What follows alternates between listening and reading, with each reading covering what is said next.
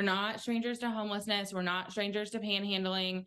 But this was like a new level of chaos. NuLu business owners are frustrated, speaking out against slow LMPD response times after a group of intoxicated panhandlers drove away business over the weekend. This is not the first time we've aired these kinds of complaints. A troubleshooter investigation 2 months ago documented the calls for help and responses and delays after incidents like assault in NuLu.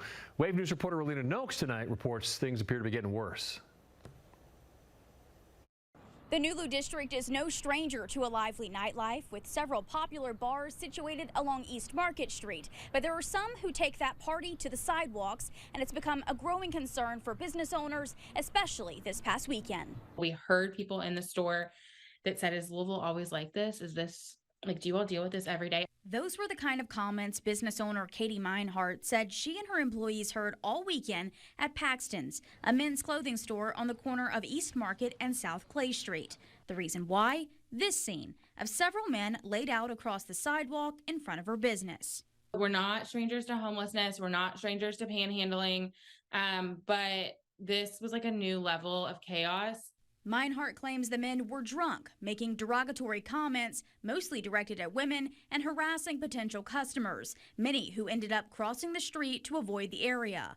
She decided to reach out to LMPD in hopes they could help move the group away from her shop.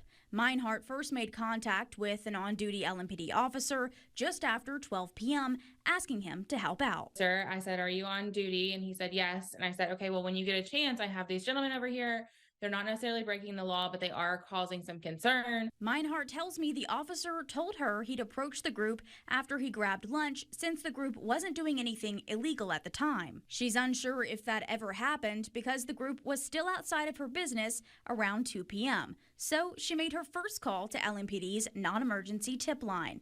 Meinhardt said she was put through to dispatch, who told her they would send a unit as soon as one was available. A few hours passed and no one ever came. She made her second call to LMPD at 5:30. Soon after, Meinhardt said EMS arrived and asked if the men needed medical attention. When they said no, EMS left, but the men remained. She made contact with Deputy Mayor Nicole George just after 7 p.m., again asking for help. It wasn't until 9:30 p.m., 9 hours after the first complaint, that LMPD responded. When you have a large event, ups and downs come with it.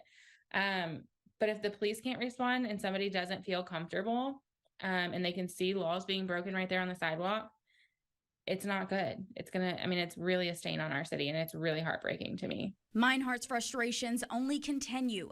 The same group of men returned outside her shop Sunday and again on Monday. One of those men had a very different account of what Meinhardt said happened Saturday. We look out for people's business. When asked if he said anything derogatory over the weekend, he responded, I give comments like I gave you.